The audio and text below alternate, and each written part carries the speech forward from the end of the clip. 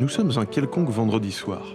Il se fait tard et tout le monde dort sauf au Grand Sommeil, un établissement de bonne aloi qui continue d'abreuver les âmes en peine jusque tard dans la nuit.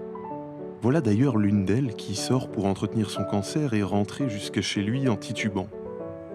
Loin de se douter que le malheur est prêt à s'abattre sur lui, tapis dans l'ombre à quelques pas.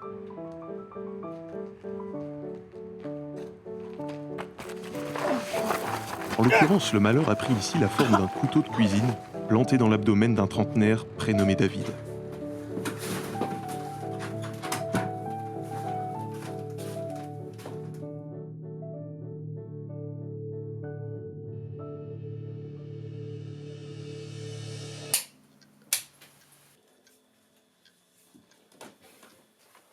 Notre ami David, ici présent, a quelques difficultés à comprendre sa venue ici.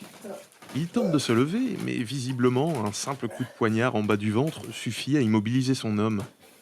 À mesure que sa pupille se dilate, il distingue une silhouette. Rencontrons Franck.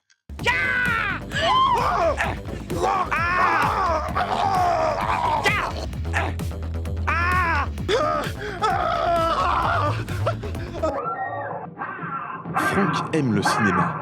Il en fait même ses études, il se rêve en grand cinéaste et est convaincu de son talent. Mais... Et c'est bien le seul.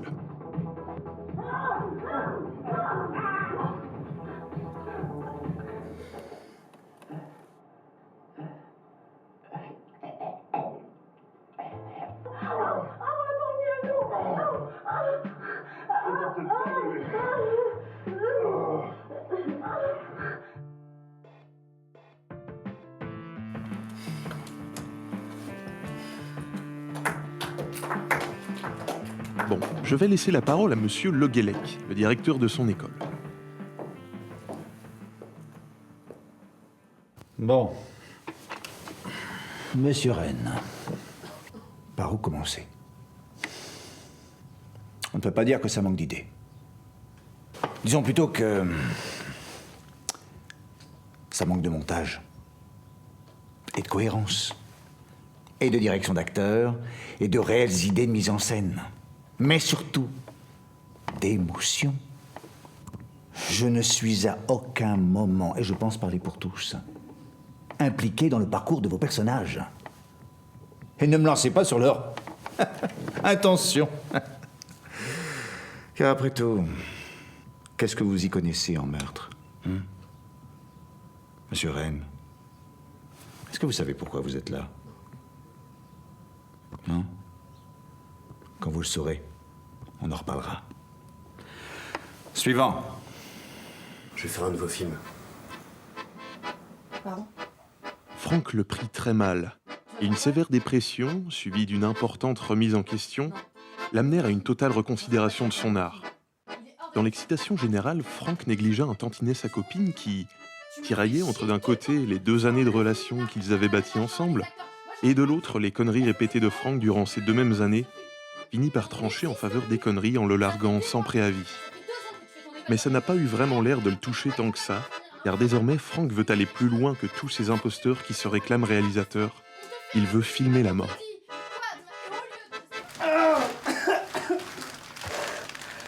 Évite de regarder la caméra. Je n'aurais pas de souci à changer tes dialogues en post-prod, mais je ne pourrais pas changer tes yeux. Quoi? Mais t'es qui, toi? Le réalisateur? Putain, me dis pas ce que je fous dans un rôle que je connais pas. Pisse, c'est l'histoire, là. Bon, autant vous l'avouer, je ne suis pas totalement convaincu par son argumentaire. Mais pour ne pas biaiser votre jugement, je vais retranscrire ici les mots qu'il a lui-même employés. Vois-tu, ce que l'art m'a appris, c'est que la vérité peut être perçue dans les yeux d'une personne lorsque celle-ci vit une émotion. Dès lors, en partant de ce principe, je suis persuadé que la réponse à l'après se trouve dans les yeux d'un mourant. Dans les yeux d'une personne à la frontière entre la vie et la mort. Ça a l'air complètement tordu, ton truc. Mais ça me dit pas ce que je fous ici à pisser le sang! Bien mon cher, j'ai le plaisir de t'annoncer que tu as obtenu le premier rôle de ma production. Félicitations. Non, non, c'est pas possible. Comment ça? Comment ça, si? David ne partage pas le même enthousiasme. Franck ne manque pas de pointer du doigt le manque de sérieux de son acteur. J'ai besoin que tu fasses preuve d'un tout petit peu de professionnalisme. Mais espèce de malade! Espèce de gros connard! Une discussion professionnelle interrompue par Jennifer. T'es Non pas qu'elle ait quelque chose d'intéressant à dire, mais le fait qu'elle soit l'ex-petite amie de Frank suffit à lui conférer une certaine légitimité. Faisons plus ample connaissance avec Jennifer.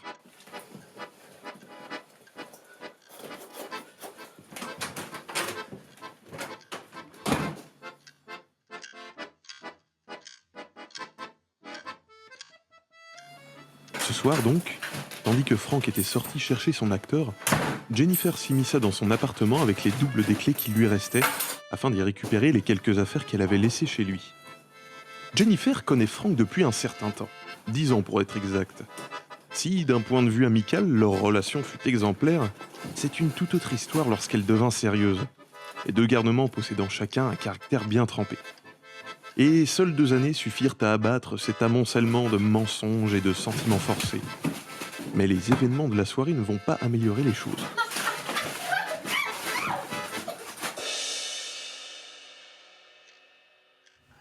Eh bien, mon cher... Pour une je personne désire normale, t'annoncer se réveiller que tu es le ligoté premier avec rôle une ancienne de culotte dans la Marc bouche et un homme se vidant de son sang à 2 mètres de soi Roche. n'est pas vraiment le moment idéal pour exprimer son mécontentement. Comment ça, si tu Mais peux c'est mal très connaître bien. Jennifer dont l'envie d'avoir raison face à Tu peux Frank pas- tu est veux plus me laisser- forte tu que veux son me laisser instinct de parler, survie. c'est ça J'ai besoin que tu fasses preuve d'un tout petit peu de professionnalisme. Espèce de grand malade! T'es qu'un gros connard! Détache-moi Non, d'ici coupez tout de suite. Bon. Détache-moi! Détache-moi tout de suite, putain! Détache-moi de ce radiateur! Consanguin de pute de merde, je te déteste! Détache-moi! Je sais qu'il y a toujours certaines tensions entre toi et moi, ce qui est légitime.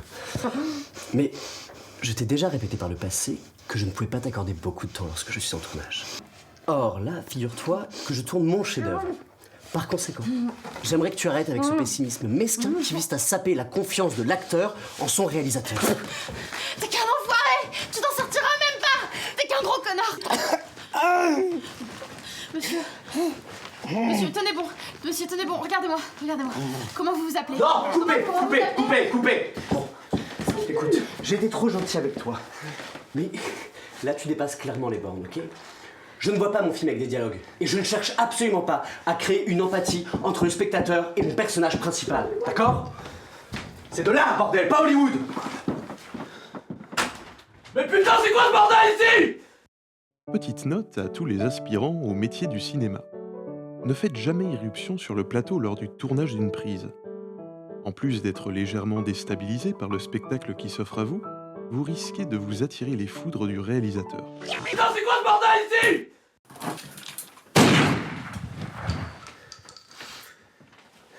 Alors que David et Jennifer sont sous le choc, Frank a un souci bien plus important qu'un accident de tournage sur un simple figurant. En effet, le cadre est loupé, et la caméra est tombée et malheureusement, Frank ne peut pas refaire de prise. Pas le temps de se lamenter pour autant car David ne va pas tarder à passer l'arme à gauche.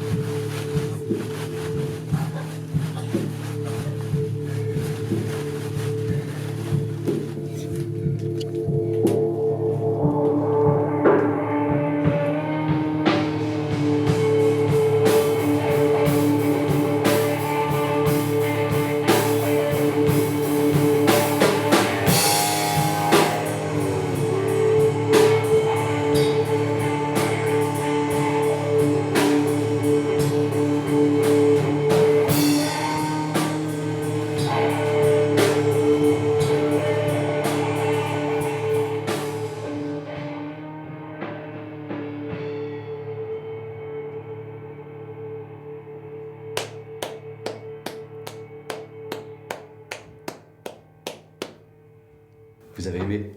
Ah ouais. Vraiment pas mal. Et ça le fait sourire. Tu te rends compte que tu en as pour minimum 20 ans avec tes conneries? Tu percutes? Remarque, tu pourras continuer ta carrière en prison. Il y a pas mal de vidéos de ce genre qui se font. Mais cette fois, tu passeras devant la caméra. J'ai le droit à un coup de téléphone. Pourquoi tu vas appeler ton avocat, c'est ça? Mais dans ton histoire, même Cochrane, il pourrait rien faire pour toi. Tu percutes? Bon, comme tu veux.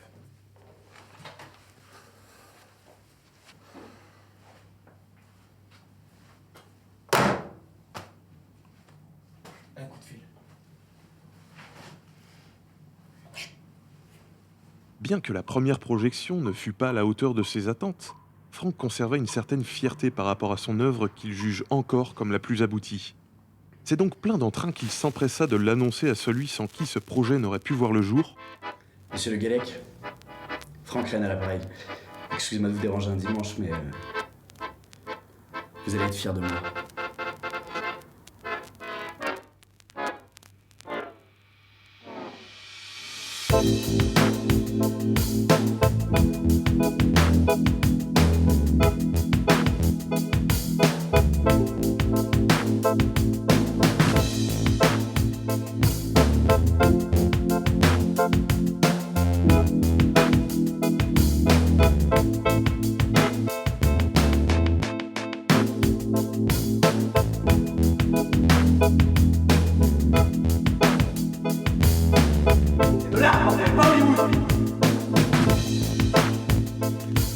Samedi, parce que je suis ici à pisser le sang. Concentre-toi, je te merde, je te déteste. Quand vous le saurez, on en reparlera. Suivant.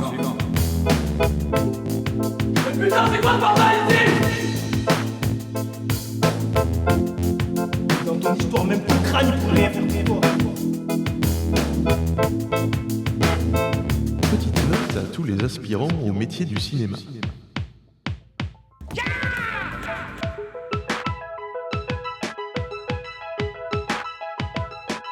Ne t'inquiète pas, bébé.